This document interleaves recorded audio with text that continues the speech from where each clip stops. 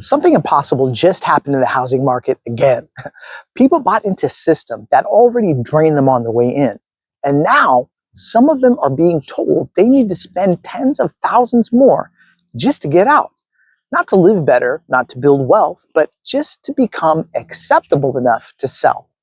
And that right there is the kind of detail this housing system loves to hide.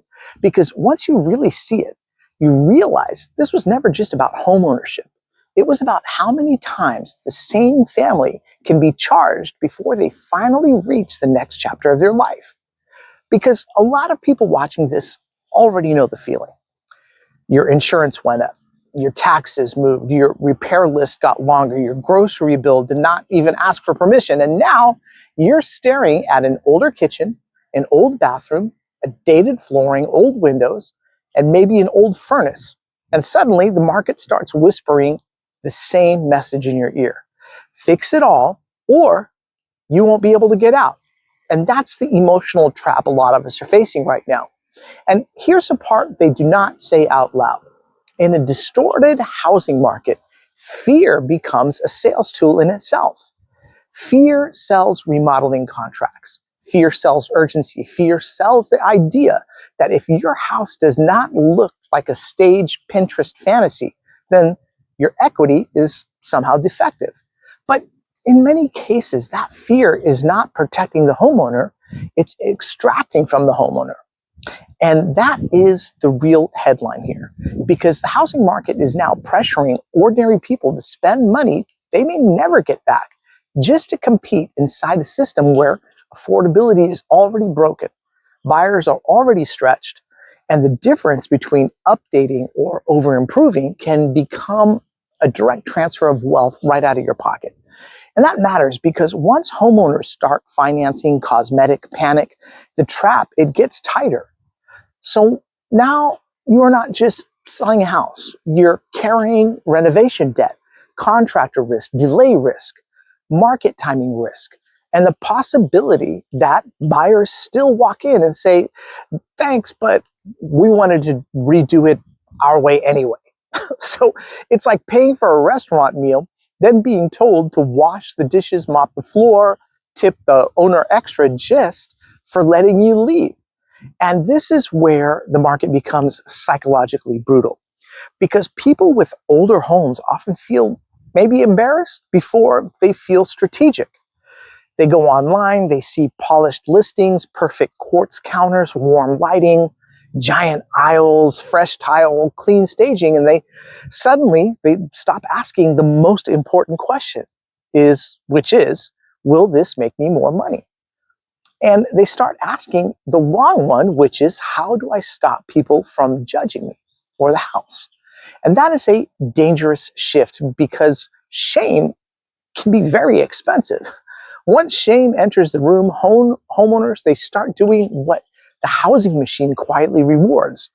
Overspending under pressure, big kitchen remodels, bathroom refreshes, new flooring, window replacement, appliance packages, maybe HVAC, and before long, what was supposed to be a move became one last extraction event. It's like putting a designer suit on a car that still needs brakes. It may photograph better, but that doesn't mean the economics improved. And the cruel part is that buyers in this market are not always paying for your taste. Many want a price break, not your version of modern. And many want to choose their own finishes. Many are already so squeezed on rate, insurance, taxes, and monthly payments that they are doing the math with a level of stress this market barely acknowledges. So the seller is panicking, the buyer is stretched, and the system in the middle keeps telling everyone the answer is to spend more. And that is not a healthy market. It's just not healthy, period. And it reflects that the system is just a machine at this point.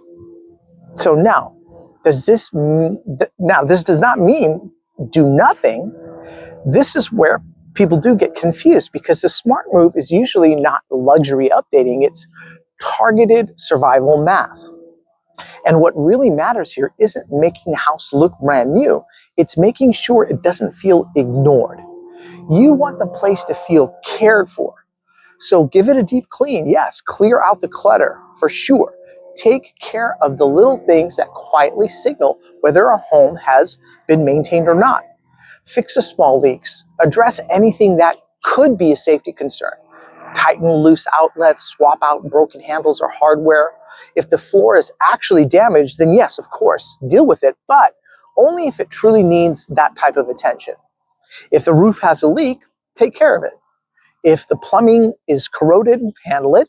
And if the electrical panel isn't safe, that's something you definitely don't want to ignore. Because most buyers aren't expecting perfection, but they do need to feel like the house has been cared for. Why? Because those are not fantasy upgrades. Those are friction reducers. Those are the things that make a buyer feel the house was cared for instead of just abandoned. And that's difference, it's huge. A dated home that feels maintained tells one story. A dated home that feels neglected tells another. And that is the difference between this place is older and what else is actually wrong here. And in a high pressure affordability market, perception becomes a form of leverage. So think of it like showing up to a job interview. You don't need plastic surgery. You need to look prepared, clean, stable, and serious. The goal is not to become a different person. The goal is to remove the distractions that make people assume the worst. That is why the original advice works best when translated into just regular language. Do not confuse maintenance with overinvestment. Those are not the same thing, because once you start replacing kitchens, replacing windows, swapping appliances, redoing bathrooms, tearing out original details, or even trying to get HD TV your way into a sale, you may be spending into a market that does not reimburse emotion. And that is where larger housing stories come in, because this pressure is not random.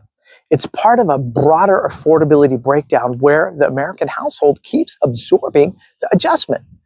When rates rise, when households adjust, when insurance jumps, households, they have to adjust. When taxes rise, households adjust.